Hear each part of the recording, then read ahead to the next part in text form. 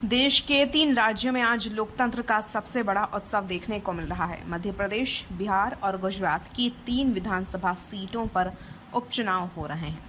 पहली नजर में यह सिर्फ 3 सीटों का चुनाव लग सकता है, लेकिन राजनीतिक जानकारों की माने तो यह लड़ाई सिर्फ 3 विधानसभा सीटों तक सीमित नहीं है। यह भविष्य की राजनीति का संकेत भी है और जनता के मूड का एक बड़ा पैमाना भी।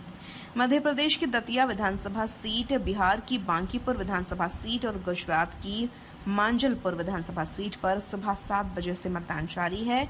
इन तीनों सीटों पर मतदाताओं में उत्साह दिखाई दे रहा है और राजनीतिक दलों की धड़कनें तेज हो गई हैं। अब सवाल यह है कि आखिर इन 3 सीटों पर ऐसा क्या खास है कि पूरे देश की निगाहें इन पर टिकी हुई हैं।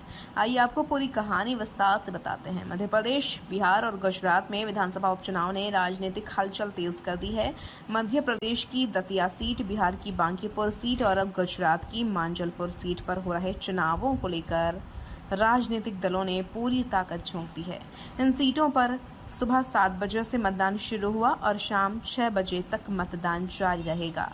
चुनाव आयोग ने सुरक्षा के व्यापक इंतजाम किए हैं। मतदान केंद्रों पर पुलिस बलों की तैनाती के साथ साथ सीसीटीवी कैमरों और अन्य सुरक्षा व्यवस्थाओं का भी सहारा लिया गया है।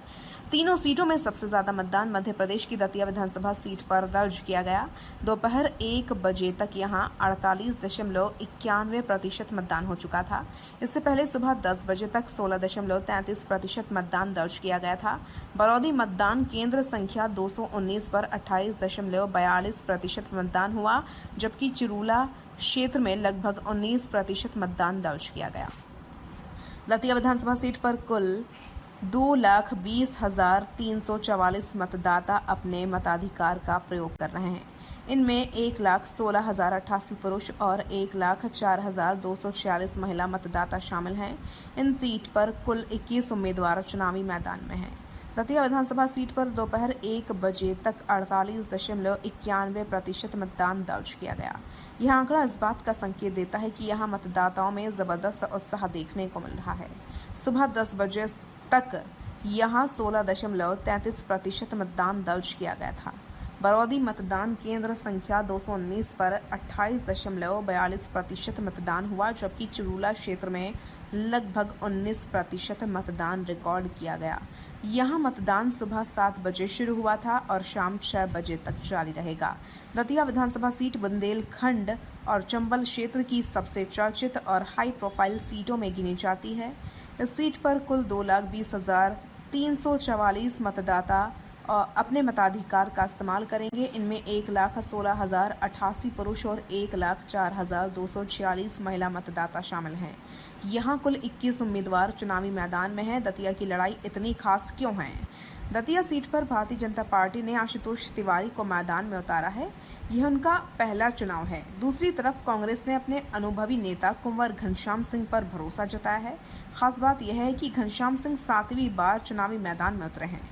कांग्रेस प्रत्याशी घनश्याम सिंह ने मॉडल पोलिंग बूथ संख्या 185 पर बूथ पहुंचकर मतदान किया और लोगों से ज्यादा संख्या में मतदान करने की अपील की।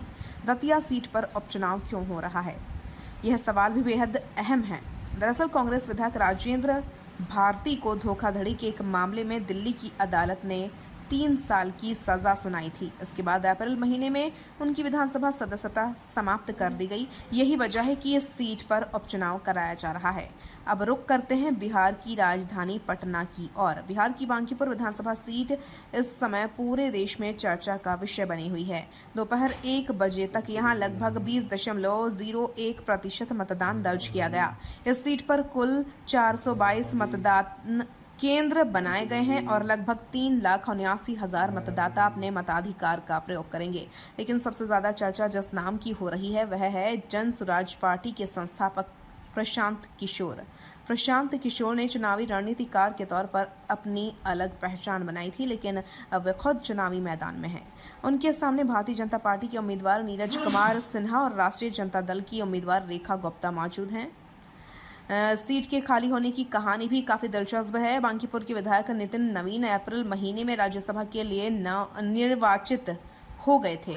इसके बाद उन्हें विधानसभा की सदस्यता छोड़नी पड़ी और यह सीट खाली हो गई। अब इस सीट पर नए जनादेश की लड़ाई चल रही है। बीजेपी के बिहार प्रदेश महासचिव नितिन अभिषेक ने चुनाव अधिकारियों को एक पत्र लिखकर मतदाताओं के सत्यापन की प्रक्रिया को और तेज सख्त बनाने की मांग की है। पार्टी का कहना है कि मतदान पूरी तरह निष्पक्ष और पारदर्शी तरीके से कराया जाना चाहिए। गुजरात की राजनीति में मांजलपुर सीट का अपना अलग महत्व है। दोपहर 1 बजे तक यहां 21.66% मतदान दर्ज किया गया। भाजपा नेता जयप्रकाश सोनी ने मतदान केंद्र पहुंचकर अपने मताधिकार का इस्तेमाल किया। यह सीट भारतीय जनता पार्टी के वरिष्ठ नेता और पूर्व मंत्री योगेश पटेल के निधन के बाद खाली हुई थी। योगेश पटेल का राजनीतिक जीवन बेहद लंबा और प्रभावशाली रहा है। उन्होंने वर्ष 1990 से लगातार इस क्षेत्र का प्रतिनिधित्व किया और कुल 8 बार विधायक चुने गए।